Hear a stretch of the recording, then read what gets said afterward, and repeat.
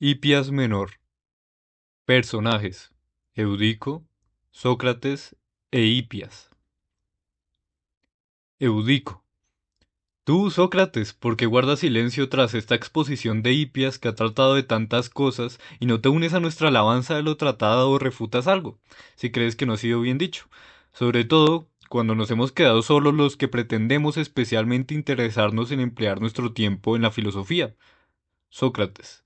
Ciertamente, Eudico, hay algunos puntos de los que ahora Hipias ha hablado acerca de Homero, sobre los que yo le preguntaría. En efecto, yo he oído decir a tu padre, a Pemanto, que la Ilíada era un poema de Homero más bello que la Odisea, tanto más bello cuanto mejor era Aquiles que Odiseo. Decía, en efecto, que los dos poemas habían sido compuestos, el uno en honor de Odiseo, el otro en honor de Aquiles. Sobre este tema, si Hipias está dispuesto a ello, me gustaría preguntarle qué piensa él de estos dos hombres, cuál de los dos dice que es mejor, ya que nos ha expuesto otras muchas ideas de todo tipo sobre los poetas y en especial sobre Homero. Eudico. Es evidente que Hipias no rehusará responderte si le preguntas algo. ¿No es cierto, Hipias? Que si Sócrates te hace alguna pregunta tú le responderás o ¿qué harás? Hipias. Ciertamente, Eudico, obraría yo de modo inconsecuente. Sí, yendo siempre, desde Élide, mi lugar de residencia, a Olimpia, a la fiesta solemne de los griegos, cuando se celebran las Olimpiadas, allí en el santuario me ofrezco a ampliar, cuando alguien lo quiere, lo que he preparado para mi exposición y a contestar a lo que cualquiera desee preguntarme. Y ahora evitará las preguntas de Sócrates. Sócrates. Gozas de una situación feliz, Hipias, si en cada Olimpiada entras en el santuario tan lleno de confianza en la disposición de tu espíritu para la sabiduría. Me causaría extrañeza que alguno de los atletas de ejercicios corporales entrara allí para luchar tan confiado y seguro en su cuerpo como tú aseguras que lo estás en tu mente. Hipias. Es natural, Sócrates, que tenga esta confianza. En efecto, desde que he empezado a concurrir a Olimpia, nunca he encontrado a nadie superior a mí en nada. Sócrates, dices bien, Hipias.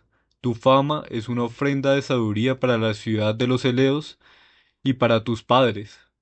Pero, por otra parte, ¿qué nos dices de Aquiles y de Odiseo? ¿Quién de los dos dices que es mejor y por qué? Cuando estábamos ahí dentro, muchos y tú estabas haciendo una exposición. Perdí un poco tus palabras.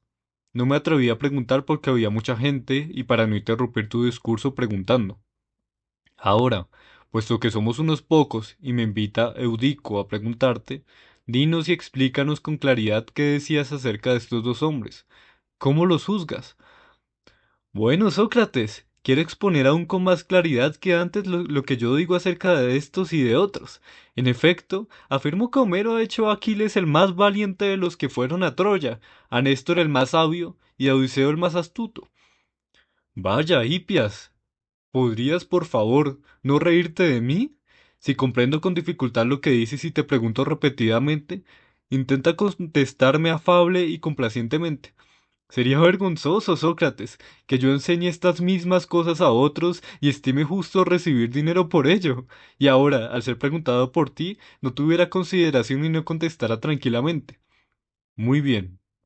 En efecto, yo, cuando decías que Homero había hecho a Aquiles el más valiente, me parecía que entendía lo que decías, y también que había hecho a Néstor el más sabio. Pero, cuando dijiste que el poeta había hecho a Odiseo el más astuto, para decirte la verdad, no supe en absoluto qué querías decir. Por si partiendo de aquí lo entiendo mejor, dime, ¿no ha hecho Homero a Aquiles astuto? En absoluto, Sócrates, sino el más simple y veraz. Porque en las súplicas, cuando hace que hablen entre ellos, dice Aquiles a Homero, la Artiada, descendiente de Zeus, Odiseo rico en recursos. Es preciso decir las palabras directamente como yo las llevaré a cabo y como pienso que se cumplirán. Es mi enemigo, como las puertas del Hades, el que oculta en la mente una cosa y dice otra, pero yo voy a hablar tal como será realizada. En estas palabras muestra el modo de ser de cada uno de ellos, cómo Aquiles es veraz y simple, y Odiseo es astuto y mentiroso. Hace, en efecto, que Aquiles dirija estas palabras a Odiseo. Ahora ya, Hipias, es probable que entienda lo que dices. Según parece, llamas al astuto mentiroso. Exactamente, Sócrates, pues de esta condición ha hecho Homero a Odiseo en muchas partes de la Ilíada y de la Odisea. Luego, según parece, para Homero una cosa era el hombre veraz y otra distinta, pero no es la misma el hombre mentiroso. ¿Cómo no va a ser así, Sócrates?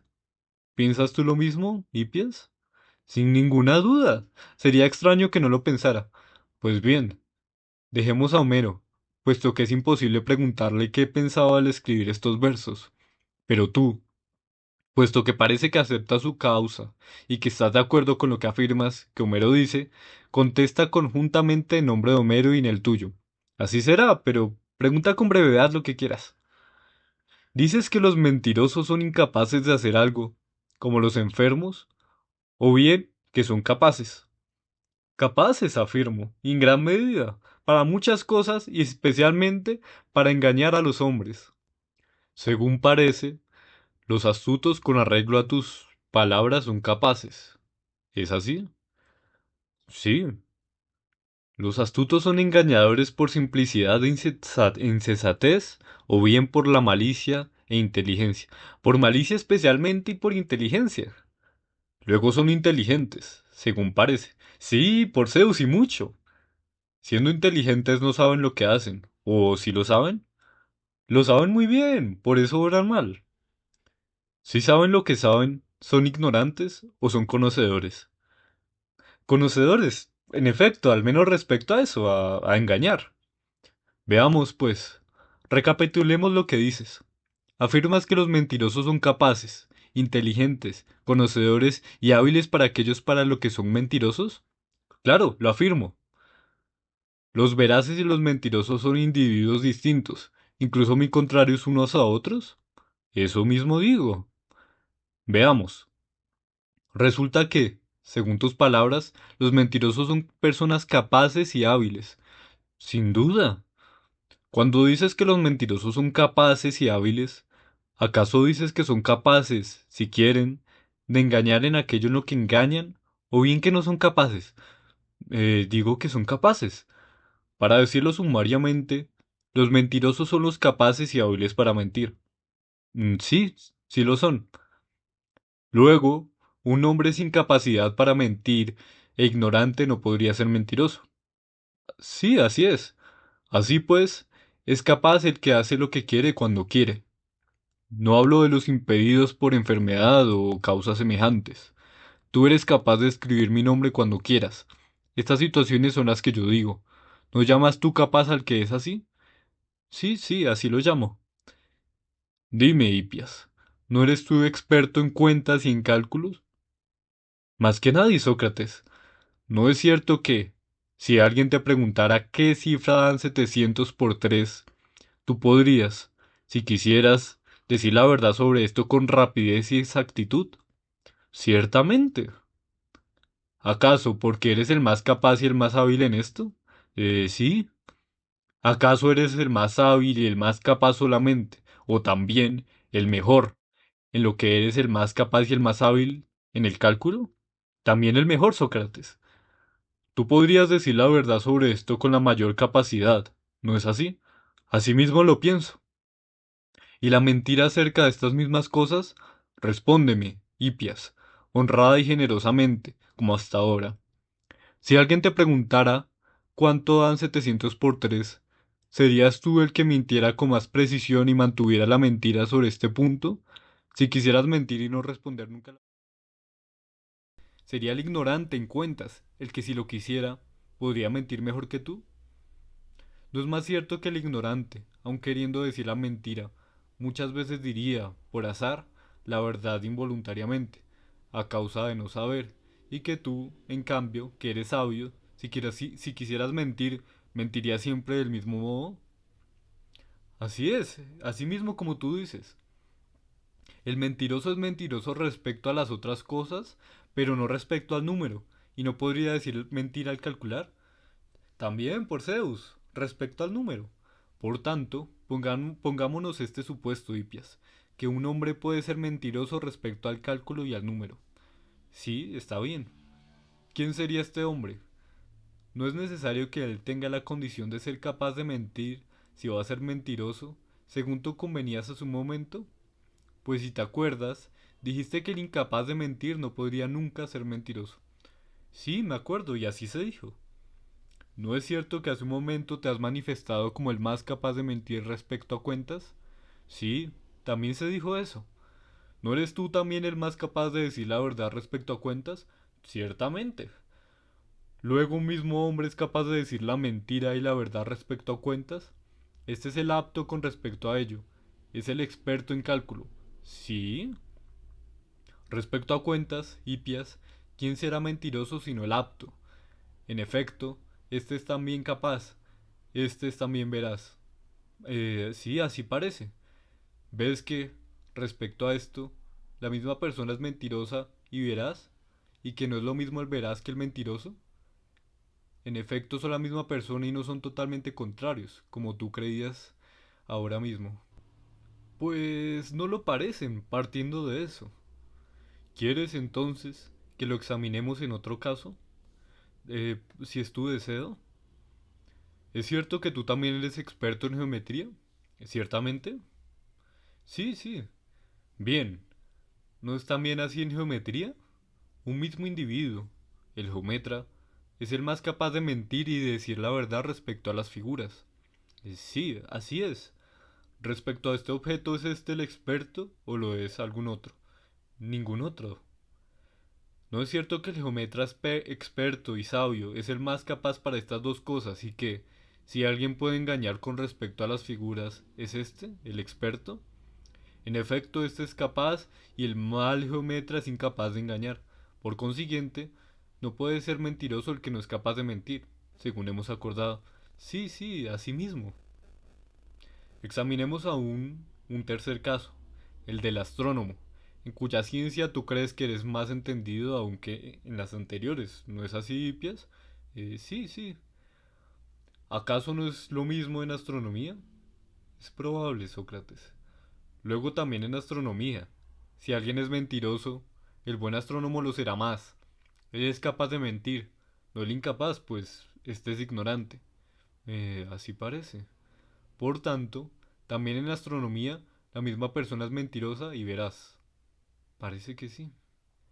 Ea, Hipias, examina libremente de esta manera todas las ciencias y mira si alguna es de otro modo. Tú eres con mucho el hombre más sabio en la mayor parte de ellas, según te oí yo ufanarte una vez en el ágora, en las mesas de los cambistas, cuando exponías tu envidiable y gran sabiduría. Decías que en cierta ocasión te presentaste en Olimpia y que era obra tuya todo lo que llevabas sobre tu cuerpo. En primer lugar, que el anillo, por ahí empezaste, era obra tuya porque sabías cincelar anillos, que también el sello era obra tuya, y asimismo el cepillo y el recipiente del aceite que tú mismo habías hecho. Después decías que el calzado que llevabas lo habías elaborado tú mismo y que habías tejido tu manto y tu túnica. Lo que les pareció a todos más asombroso y muestra de tu mucha habilidad fue el que dijeras que habías trenzado tú mismo el cinturón de la túnica que llevabas, que era igual a los más lujosos de Persia. Además de esto, llevabas poemas, epopeyas, tragedias y ditiramos. Y en prosa habías escrito muchos discursos de las más variadas materias. Respecto a las ciencias de que yo hablaba antes, te presentabas superando a todos. Y también, respecto a ritmos, armonías y propiedades de las letras, y otras muchas cosas además de estas, según creo recordar. Por cierto, se me olvidaba la memotecnia, invención tuya, según parece, en la que tú piensas que eres el más brillante. Creo que se me olvidan otras muchas cosas, pero como digo, poniendo la mirada en las ciencias que tú posees, muy numerosas, y en la de los otros, dime si, de acuerdo con lo convenido por ti y por mí, encuentras alguna en la que el que dice la verdad y el que miente sean dos personas distintas y no la misma persona. Examina esto en la clase de sabiduría que tú quieras, o de destreza, o como te guste llamarlo. No la encontrarás, amigo, porque no la hay. Con todo, dila tú. No puedo, Sócrates, al menos por ahora, ni podrás, según creo. Si yo digo la verdad, ¿tienes presente lo que resulta del razonamiento, Hipias? No tengo muy en la mente lo que dices, Sócrates, porque quizá ahora no utilizas la mnemotecnia, sin duda, no lo crees necesario. Yo te lo recordaré. ¿Sabes que tú decías que Aquiles era veraz y Odiseo mentiroso y astuto? Sí. ¿Te das cuenta de que ahora han resultado ser la misma persona el mentiroso y el veraz, de manera que si Odiseo era mentiroso, venía a ser también veraz? ¿Que si Aquiles era veraz, también era mentiroso? ¿Y que no son diferentes ni contrarios estos hombres sino semejantes? Sócrates, tú siempre trenzas razonamientos de este tipo. Tomas separadamente lo más capcioso de la argumentación, te aferras a ello, tratas el asunto en pedazos y no discutes en su totalidad el tema del razonamiento. Pues ahora, si tú quieres, yo te demostraré con muchos testimonios y con razonamiento apropiado que Homero ha hecho a Aquiles mejor que a Odiseo, e incapaz de mentir, y que al otro, en cambio, lo ha hecho falso y muy mentiroso e inferior a Aquiles. Por tu parte, si quieres, contrapón discurso a discurso diciendo que Odiseo es mejor. Así estos tendrá más elementos de juicio sobre quién de los dos habla mejor. Hipias, yo no discuto que tú seas más sabio que yo. Tengo siempre la costumbre, cuando alguien habla, de prestarle mi atención, especialmente cuando el que habla me parece sabio, y en mi deseo de comprender lo que dice, averiguo, reexamino, comparo lo que se dice a fin de aprender. Si el que habla me parece de poco valer, ni insisto en mis preguntas ni me intereso por lo que dice. En esto reconocerás a los que yo considero sabios. Encontrarás que soy insistente sobre lo que dicen y que interrogo para aprender y sacar provecho. En efecto, al hablar tu obra me he dado cuenta de que en los versos que tú citabas mostrando que Aquiles se dirige a Odiseo como si éste fuera un charlatán, me resulta extraño que tú tengas razón, porque Odiseo, el astuto, en ninguna parte aparece mintiendo. En cambio Aquiles se muestra astuto, como tú dices. En todo caso, miente, habiendo dicho estos versos que tú citabas antes. Es mi enemigo, como las puertas del Hades, el que oculta en la mente una cosa y dice otra. Dice, poco después, que no le convencerán Odiseo y Agamenón, y que de ningún modo se quedará en Troya, sino que, mañana, dice él, tras haber hecho los sacrificios a Zeus y a todos los dioses, habiendo cargado bien las naves y haciéndolas arrastrar al mar, verás, si quieres y te interesa esto, navegar muy de mañana hacia el Esponto, rico en peces, mis naves y, en ellas, a mis hombres afanosos de remar. Si el glorioso Enosigeo nos concede buena navegación, al tercer día podría llegar yo a la fértil Pitía. Incluso antes de eso, cuando injurió a Agamenón dijo, ahora me voy a ir a Pitía, puesto que es mucho mejor ir a casa con las curvas naves, no pienso estar aquí sin honores y amontonar para ti caudales riqueza. Tras haber dicho estas palabras, las unas, en presencia de todo el ejército, las otras, ante sus compañeros, en ninguna parte se le ve ni prepararse ni intentar echar las naves al mar como con la intención de regresar a su casa, sino que desprecia, con la mayor tranquilidad, el decir la verdad. Así pues, Hipias, te preguntaba yo desde el principio, porque no sabía cuál de estos dos hombres había hecho mejor el poeta, y porque consideraba que los dos eran excelentes, y que es difícil discernir quién de ellos era mejor en cuanto a verdad y engaño u otra cualidad. En efecto, con relación a esto los dos eran casi iguales. No lo juzgas bien, Sócrates. Es evidente que cuando Aquiles no dice la verdad, no miente con premeditación, sino involuntariamente, y que se ha visto obligado a quedarse y a prestar auxilio a causa del revés del ejército. En cambio, cuando Odiseo no dice la verdad, lo hace voluntariamente con intención. Me engañas, querido Hipias, e imitas tú mismo a Odiseo. De ningún modo, Sócrates. ¿Qué intentas decir y con respecto a qué? Porque dices que Aquiles no miente con intención. Un hombre que según lo representa Homero, además de hablar a la ligera, era tan charlatán e insidioso que incluso parece sentirse superior a Odiseo en cuanto a que éste no se da cuenta de que él dice palabras vanas, y esto hasta el punto de que se atreve a contradecirse delante de Odiseo, sin que éste lo advierta. Odiseo, al menos, parece que le habla sin darse cuenta de que Aquiles miente. ¿Qué estás diciendo, Sócrates? ¿No sabes que, después de haber dicho a Odiseo que levaría anclas con la aurora, no le dice a Yante que levará anclas sino otra cosa distinta? ¿En qué lugar? Cuando dice, no me inquietaré por el sangriento combate hasta que el hijo del prudente Príamo, el divino Héctor, llegue a las tiendas y a las naves de los mirmidores, matando argivos, e incendie con fuego las naves. Junto a mi tienda y mi negra nave pienso contener a Héctor, aunque esté ansioso de combate. ¿Acaso crees tú, Hipias, que el hijo de Tetis, educado más por el muy sabio Quirón, era tan olvidadizo como para que él mismo, tras haber vituperado con las máximas censura a los que hablan a la ligera, manifestara inmediatamente a Odiseo que pensaba regresar y a Yante que pensaba quedarse? ¿Que pensaba quedarse? ¿No crees que lo hizo intencionadamente creyendo que Odiseo era un hombre ingenuo al que él superaría con esta habilidad y con no decir la verdad? No me parece a mí así, Sócrates, sino más bien que dejándose llevar por su falta de doblez, dice una cosa a Yante y otra a Odiseo. En cambio, Odiseo cuando dice la verdad lo hace con una intención, y lo mismo cuando miente. Luego, es mejor, según parece, Odiseo que Aquiles. De ningún modo, Sócrates. ¿Qué? Entonces, ¿no ha resultado antes que los que mienten voluntariamente son mejores que los que hacen sin querer? ¿Cómo es posible, Sócrates, que los que cometen injusticia voluntariamente, los que maquinan acechanzas y hacen malintencionadamente sean mejores que los que no tienen esa intención? Me parece que merece excusa quien comete injusticia o miente o hace algún otro mal sin darse cuenta. También las leyes, por supuesto, son muchas más severas con los que hacen mal o mienten intencionadamente, que en lo que con los que lo hacen sin intención. ¿Ves tú, Hipias, que digo la verdad al afirmar que yo soy infatigable en las preguntas a los que saben?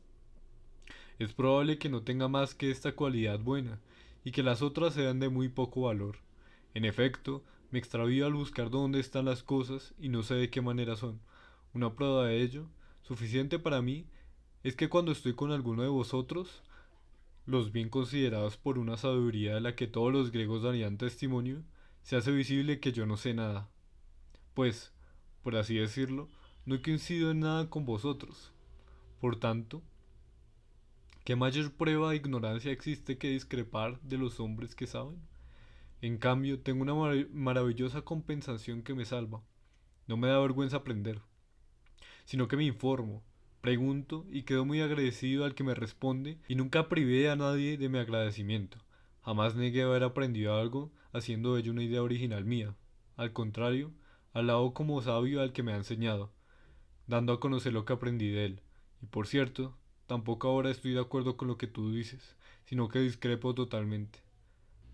Sé muy bien que esto es por mi causa, porque soy como soy, para no decir de mí nada grave. En efecto, Hipias, a mí me parece todo lo contrario de lo que tú dices. Los que causan daño a los hombres, los que hacen injusticia, los que mienten, los que engañan, los que cometen faltas y lo hacen intencionadamente y no contra su voluntad, son mejores que los que lo hacen involuntariamente. Algunas veces, sin embargo, me parecen lo contrario y vacilo sobre estas cosas, evidentemente porque no sé. Ahora, en el momento presente, me ha rodeado una especie de confusión y me parece que los que cometen falta en algo intencionadamente son mejores que los que lo hacen involuntariamente. Hago responsables del estado que ahora padezco los razonamientos precedentes. De manera que ahora, en este momento, los que hacen cada una de las cosas involuntariamente son peores que los que la hacen intencionadamente. Así pues, hazme esta gracia y no rehuses curar mi alma, pues me harás un bien mucho mayor librándome el alma de la ignorancia que el cuerpo de una enfermedad. En todo caso, me anticipo a decirte que no me vas a curar si tienes la intención de pronunciar un largo discurso, pues no sería capaz de seguirte. En cambio, si estás dispuesto a responderme como hasta ahora, me ayudarás mucho, y creo que tampoco te hará daño a ti. Es justo que te llame en mi ayuda, hijo de Apemanto, pues tú me animaste a dialogar con Hipias. También ahora tú, si Hipias no quiere responder, pídeselo por mí. Pero creo yo, Sócrates, que Hipias no tiene necesidad de nuestro ruego. No iban por ahí las palabras que nos anticipó, sino más bien hacia que no evitaría las preguntas de nadie. ¿No es así, Hipias? ¿No es eso lo que decías? Sí, ciertamente, pero Eudico. Sócrates siempre embrolla las conversaciones y parece como si tratara de orar con mala intención. Mi buen Hipias, no hago eso intencionadamente, pues sería sabio y hábil, según tus palabras, sino que lo hago involuntariamente, de modo que perdóname. En efecto, tú dices que se debe excusar al que hace daño involuntariamente. No lo hagas de otro modo, Hipias, sino que por nosotros y por las palabras que antes dijiste. Contesta lo que te pregunte Sócrates. Responderé, puesto que me lo pides tú. Bien, pregunta lo que quieras. Deseo vehementemente, Hipias, examinar lo que ahora hemos dicho. Si son, en verdad, mejores los que cometen faltas intencionadamente que los que lo hacen involuntariamente, puesto que para este examen procederíamos adecuadamente de este modo. Así pues, contéstame. ¿Dices que hay algún corredor bueno? Sí, ciertamente. ¿Y malo? Sí. ¿No es bueno el que corre bien y malo el que corre mal? Sí. ¿El que corre despacio corre mal y el que corre desprisa corre bien? Sí. Luego, en la carrera y en el correr, ¿la rapidez es lo bueno y la lentitud lo malo? ¿Qué otra cosa va a ser? ¿Quién es mejor el corredor? ¿El que corre despacio intencionadamente o el que lo hace contra su voluntad? Pues el que lo hace intencionadamente. ¿Correr no es hacer algo? Lo es. En efecto. Si es hacer algo, ¿no es también ejecutar algo? Sí. ¿El que corre mal ejecuta esto en la carrera mal y de modo feo? Mal, con certeza. ¿El que corre lentamente corre mal? Sí. ¿No es cierto que el buen corredor ejecuta esto, que es malo y feo, intencionadamente, y el mal corredor involuntariamente? Así parece. Luego, en la carrera, el que ejecuta cosas mal hechas involuntariamente es peor que el que ejecuta las cosas voluntariamente. En la carrera al menos sí. Y en la lucha, ¿es mejor luchador el que cae voluntariamente o el que cae involuntariamente? El que cae voluntariamente, según parece. Es peor y más feo en la lucha caer o derribar. Caer, sin duda. Luego también en la lucha el que ejecuta actos malos y feos voluntariamente es mejor luchador que el que los ejecuta involuntariamente. Así parece. Y en todos los otros ejercicios del cuerpo, ¿no es cierto que el mejor respecto al cuerpo es capaz de realizar ambas clases de cosas? Las fuertes y las débiles, las feas y las bellas. De modo que, cuando en lo que concierne al cuerpo se realizan cosas mal hechas, el mejor respecto al cuerpo la realiza voluntariamente y el peor involuntariamente. Parece que es así en lo referente a la fuerza. Y en cuanto a la buena apariencia, Hipias, ¿no es propio del mejor cuerpo tomar las posturas feas y malas voluntariamente? ¿Y es propio del peor cuerpo tomarlas involuntariamente? ¿Cómo piensas tú? Así. Luego, también la mala apariencia, cuando es voluntaria, proviene de la perfección del cuerpo, y cuando es involuntaria, proviene de la imperfección. Así parece. ¿Qué dices respecto a la voz? ¿Cuál dices que es mejor? ¿La que desentona voluntariamente o la que lo hace involuntariamente? Pues la que desentona voluntariamente. ¿Es inferior la que desentona involuntariamente? Sí. ¿Qué preferirías tener? ¿Lo bueno o lo malo? Lo bueno. ¿Preferirías tener unos pies que cojearan voluntariamente o unos que cojearan involuntariamente? Voluntariamente. ¿No es la cojera un defecto y una mala apariencia? Sí. ¿Y la miopía? ¿No es un defecto de los ojos? Sí. ¿Qué ojos querrías tú poseer y tener contigo? ¿Aquellos con los que voluntariamente ves poco y con estrabismo? ¿O los ojos con los que esto sucede involuntariamente? Pues los ojos con los que voluntariamente. Luego, ¿consideras tú que los órganos tuyos que trabajan mal voluntariamente son mejores que los que lo hacen involuntariamente? Sí, son mejores. Por tanto, una sola afirmación abarca todo esto. No es deseable poseer, porque son malos los oídos, las narices, la boca y todos los órganos de los sentidos que trabajan mal involuntariamente. En cambio, es deseable poseer, porque son buenos los que lo hacen voluntariamente. Así me lo parece. ¿Y el uso de qué instrumentos es mejor?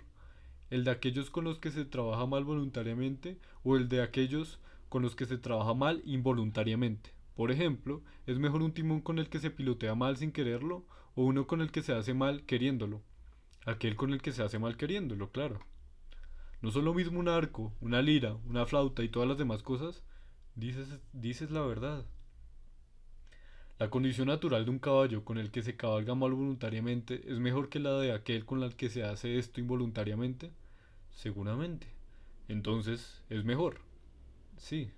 Así pues, con un caballo de buena condición se podría intencionadamente realizar las obras propias de esta buena condición en un sentido contrario. En cambio, con el de mala condición natural se realizan estas involuntariamente. Sin duda. ¿No sucede lo mismo con la condición natural del perro y con y con la de todos los otros animales? Sí. ¿Y qué, entonces? ¿El alma de un arquero es mejor si hierra en el blanco voluntariamente o si hierra involuntariamente? Si hierra voluntariamente. ¿Luego es esta mejor para el tiro al arco? Sí. Entonces el alma que hierra involuntariamente es peor que la que hierra voluntariamente. Al menos en el tiro al arco, sí. ¿Y en la medicina? ¿No es más conocedora de la medicina el alma que hace mal a los cuerpos voluntariamente? Sí. Luego, en este arte, esta es mejor que la que no lo hace voluntariamente. Sí, es mejor. ¿Qué? Pues, del mismo modo lo es la más conocedora del arte de tocar la cítara y del arte de tocar la flauta. Y respecto a todas las artes y conocimientos, ¿no es mejor la que voluntariamente hace las cosas mal y torpemente y comete errores, y es peor la que hace esto involuntariamente? Así parece. Pero, ciertamente, preferiríamos como almas de los esclavos las que cometen errores y obran mal voluntariamente, más bien que las que hacen esto involuntariamente, en la idea de que son mejores para esto. Sí. ¿Y nuestra propia alma? ¿No quisiéramos que fuera lo mejor posible? Sí. ¿No es cierto que será mejor si obra mal y comete errores voluntariamente que si lo hace involuntariamente? Sería horrible, Sócrates, que los que obran mal voluntariamente fueran mejores que los que obran mal contra su voluntad. Sin embargo, así resulta de lo que hemos dicho. No ciertamente para mí. Yo creía, Hipias, que también te parecía a ti así. Pero respóndeme de nuevo. ¿No es la justicia una fuerza o una ciencia, o bien lo uno y lo otro juntos? ¿O no es necesario que la justicia sea una de estas? Sí es necesario. ¿No es necesario que, si la justicia es una fuerza del alma, el alma más fuerte es más justa? En efecto, un alma así nos ha resultado ser mejor, amigo mío. Sí. Y si es una ciencia, ¿no es más justa el alma más sabia y es menos justa la menos sabia? Pues así resulta. ¿No es cierto que la más fuerte y la más sabia ha resultado ser mejor y más capaz de realizar ambas cosas, lo bueno y lo malo, en cualquier actividad? Sí. Luego, cuando realiza lo feo, lo realiza voluntariamente por su fuerza y por su arte. Esto parece ser propio de la justicia, o bien lo bueno y lo malo, o una sola de estas dos cosas. Parece que sí. Y el cometer injusticia es hacer mal, y no cometerla es hacer bien. Sí. ¿No es cierto que el alma más fuerte, cuando comete injusticia, lo hace voluntariamente y la mala involuntariamente? Así parece. ¿No es un hombre bueno el que tiene un alma buena y es malo el que la tiene mala? Sí. Luego es propio del hombre bueno cometer injusticia voluntariamente y el malo hacerlo involuntariamente. Sí, en efecto, el hombre bueno tiene un alma buena. Pero ciertamente la tiene. Luego, el que comete errores voluntariamente y hace cosas malas e injustas y pias, si este hombre existe, no puede ser otro que el hombre bueno. No me es posible admitir eso, Sócrates. Tampoco yo puedo admitirlo, Hipias, pero necesariamente nos resulta así ahora según nuestro razonamiento. Pero, como decía antes, yo ando vacilante de un lado a otro respecto a estas cosas y nunca tengo la misma opinión. Y no es nada extraño que ande vacilante yo y cualquier otro hombre inexperto, pero el que vacilen también vosotros, los sabios, vaciléis.